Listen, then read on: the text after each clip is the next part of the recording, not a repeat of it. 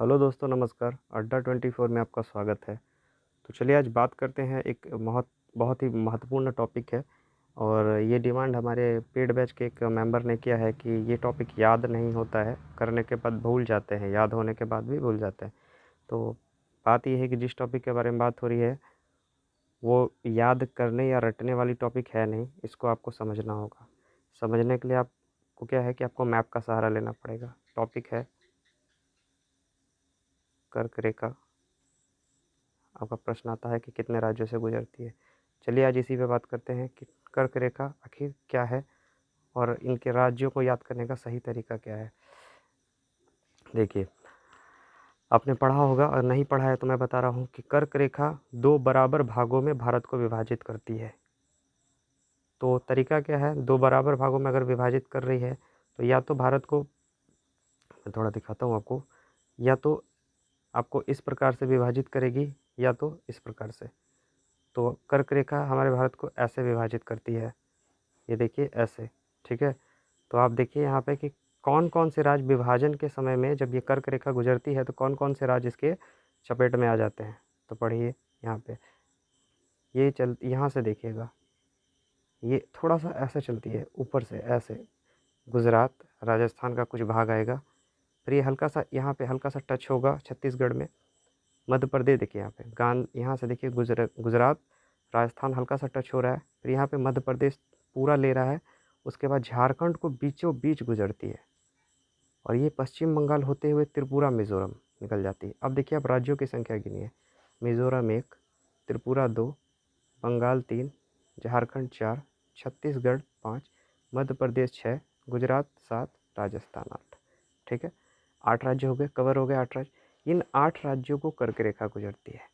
अब बातों को समझिए, जब ये कर्क रेखा यहाँ से गुजरती है ना, तो प्रश्न भी उसी टाइप से किए जाते हैं। यहाँ से चलती है कर्क रेखा, ये मध्य प्रदेश को थोड़ा-सा बहुत ज़्यादा एरिया मध्य प्रदेश का लेती है, लेकिन झारखंड को बीचों-बीच गुजरती है।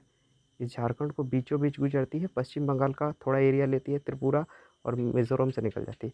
प्रश्न आता है कि कर्क रेखा किस राज्य के बीचों-बीच गुजरती है? तो आपका आंसर होता है हमेशा झारखंड, इसके बीचों-बीच गुजर जाती है। और आपका प्रश्न कभी-कभी अगर प्रश्न ये आ जाता है कि कर्क रेखा कितने राज्यों से गुजरती है? प्रश्न आता है ना, कितने राज्यों से गुजरती है? तो इसका आंसर आप करते हैं क्या? 8। तो ये देखिए आप उसको याद कैसे कर सकते हैं, रटना नहीं है। 8 राज्य अगर आपसे प्रश्न कर दे कि निम्न में से कौन से राज्यों से कर्क रेखा नहीं गुजरती है, आप तो फँस जाएँगे। ये तो हो गया झमेला। तो झमेला से बचने के लिए आपको मैप का सहारा लेना चाहिए। मैप का सहारा कैसे लेंगे? आप देखिए कि क्या ये 3 राज्य पड़ोसी हैं? मध्य प्रदेश, राजस्थान, गुजरात। नहीं याद होता है तो कुछ परियोजनाएँ हैं, गांधी सागर परियोजनाएँ हैं, राणा सागर परियोजनाएँ हैं, ऐसी-ऐसी परियोजनाएँ हैं जो इन तीनों राज्यों में हैं। क्यों है? ये कि पड़ोसी राज्य हैं। अब राणा सागर परियोजना मध्य प्रदेश, गुजरात और राजस्थान में है तो बिहार इसमें नहीं आ सकता क्योंकि इसका पड़ोसी नहीं है। तो पड़ोसी जितने भी राज्य होते हैं ना, उनके साथ ही ऐसी-ऐसी परियोजनाएँ होती है। तो आपको ऐसे ही याद करना है कि कर्क रेखा गुजरात को कवर करती है, मध्य प्रदेश को करती है और राजस्थान के कुछ भागों को। कैसे गुजरती है? तो यहाँ से लेके यहाँ तक चलती है। याद करने का तरीका है, राजस्थान, मध्य प्रदेश पड़ोसी राज्य, फिर यहाँ पे आप देख लीजिए मध्य प्रदेश और छत्तीसगढ़ पड़ोसी राज्य, झारखंड, पश्चिम बंगाल पड़ोसी राज्य, त्रिपुरा और मिज़ोरम पड़ोसी राज्य। ये राज्य हैं जो कर्क रेखाओं से गुजरती हैं। इस तरीके से अगर आप पढ़ेंगे, कर्क रेखा कभी नहीं भूलेंगे। प्रश्न 2 ही आ सकते हैं, किस राज्य के मध्य से गुजरती है? तो उसका सही आंसर आपका मध्य प्रदेश होगा। प्रश्न ये आ सकता है कि कितने राज्यों से गुजरती हैं? तो इसका आंसर 8 होगा। प्रश्न ये आ सकता है कि निम्न में से किस राज्य से कर्क रेखा नहीं गुजरती है? तो फिर तो आपको याद रखना पड़ेगा कि अरे राजस्थान भी है, गुजरात भी है और मध्य प्रदेश, ये तीनों पड़ोसी, झारखंड, पश्चिम बंगाल ये दोनों पड़ोसी। फिर आप देखेंगे कि छत्तीसगढ़, मध्य प्रदेश ये लोग पड़ोसी, इधर देखेंगे त्रिपुरा, मिज़ोरम ये लोग पड़ोसी। बस सिंपल सा है, कर्क रेखा यही है और कुछ नहीं है, रटना नहीं है। मैंने कहा था कि कुछ ऐसे टॉपिक है जिसको समझ लेना है, तो ऐसे ही कुछ टॉपिक जहाँ भी दिक्कत होगी मैं आपसे समझा दूँगा और रटना बिल्कुल भी नहीं है।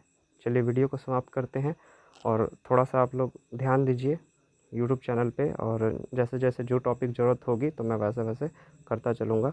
चलिए वीडियो को अभी हम इतने पे ही ख़त्म कर रहे हैं।